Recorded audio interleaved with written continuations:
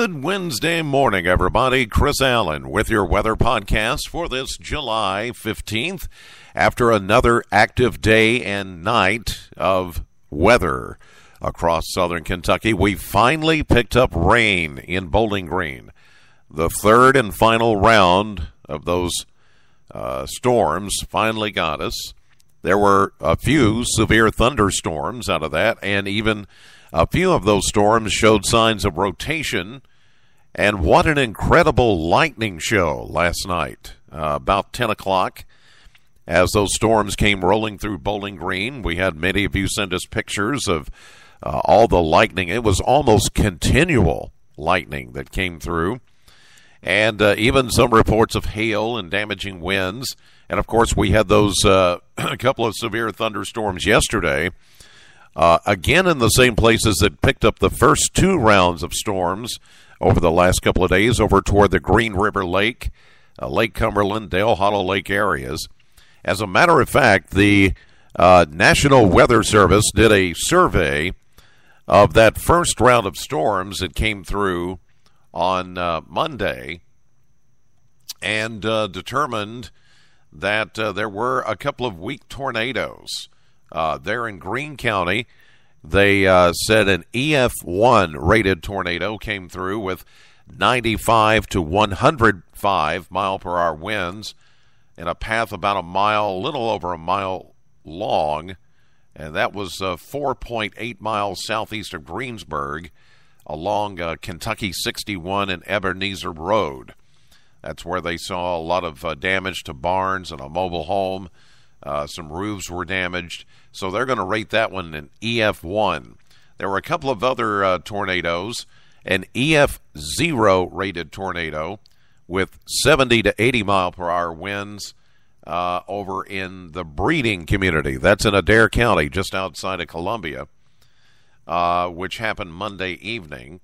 It destroyed an outbuilding, snapping trees, power lines, but the path of the damage showed that, there was plenty of twisting going on. So it was a very weak tornado. And then there was a downburst that was also associated with an EF0 rated tornado near the Tennessee state line in Cumberland County on Monday evening. 85 mile per hour winds, just about 12 miles southwest of Burkesville, just west of Dale Hollow Lake. So a combination of a weak tornado and a strong downburst of wind in about a 3-mile wide area. So that was near Marrowbone and then on over toward Dale Hollow Lake. So there were at least 3 weak tornadoes that came through on Monday evening. No reported tornadoes from yesterday's severe weather, but now things have finally calmed down. We get a breather. We get a break. And a lot of us have been needing that break, if not for the heat and the humidity. And if you weren't in that, you were in the flooding rains and the damaging winds and the large hail. The hail yesterday. Wow, did you see some of the pictures? Tompkinsville, Monroe County, baseball-sized hail, and in some cases 3 or 4 inches in diameter. And we were watching it coming down on our AAA Systems weather cam that's on the square there in Tompkinsville around the courthouse. And we could see it. Emmy's huge. And it was knocking the leaves off of the trees and covering the ground. It was crazy. We're done. We're done with all that now. And I'm looking at skies clearing as I'm looking at our AAA Systems weather cam network at 4:47 a.m. Central Time on this Wednesday morning.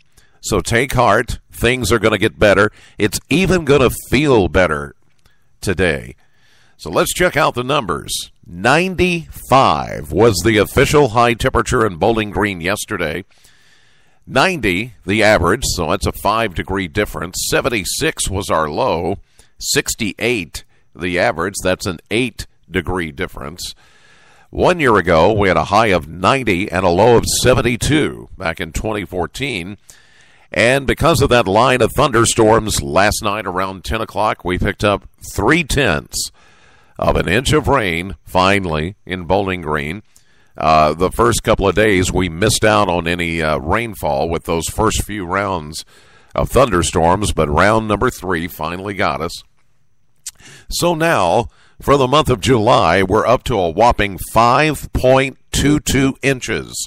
For the month, we should only average around 2 inches around this time in July, so we are 3.21 inches above average for the month. And for the year to date, we have a surplus of 4.38 inches. Unheard of for July, but it's okay for the crops. The crops are looking good. Everybody's farmers are happy, unless you have a crop that gets a little too much moisture, and then that kind of ruins things, sets up mold. But the corn is looking good. I've seen cornfields just beautiful as you drive by. Well, for today, skies will become mostly sunny. We're seeing a few clouds this morning, and in those areas that picked up the heaviest rains yesterday, there's a little bit of patchy, dense fog, especially around area lakes, rivers, and streams, so be careful. Low visibility in a few places. Otherwise, it's going to be, can I use the word cooler? I think I will. I think I will in this instance use the word cooler today, and even less humid, with a high of 86, north winds at 8 miles per hour. Take it in, enjoy this day, because it's going to be a rare midsummer, pleasant day. For tonight, mainly clear, and I think we could see a lot more dense fog developing tonight and early Thursday morning, thanks to the cool, wet ground and the cooler atmosphere. Low tonight of 66.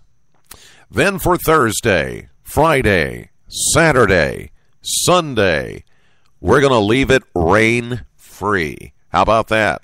Now, it is going to warm up. We're not going to stay in this low humidity or lower humidity regime for very much longer. Thursday, though, not bad, 89 and mostly sunny. But then you'll start to feel the heat, and then you'll start to feel the humidity making a comeback.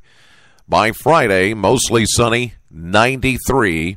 Saturday, mostly sunny, hot, humid, 96. Sunday, now both Saturday and Sunday, we've taken out any mention of even an isolated shower. It appears now it's going to be dry. But look at this, or hear this. Sunday, mostly sunny, very hot and humid. We're going to see a high of 97 for Sunday afternoon. Now, Monday, we begin to see a series of disturbances working in, and you know the drill. Here we go, partly sunny, chance of a late-day shower, 96. And then Tuesday, as that system draws near, a little better chance, maybe a 30 to 40% chance of scattered showers and thunderstorms, and a high around 90. But we have now through Sunday pretty much rain-free, but it is going to get warmer and the humidity will come back. But enjoy today, and really tomorrow too. Thursday doesn't look too bad at all. All right, that's going to do it for this edition of the podcast. God bless you as always, and thank you so much for listening. Know the weather before it knows you. Have a great day. I'll see you live at 5:30 on AM Kentucky, streaming live to the WBKO app and to WBKO.com.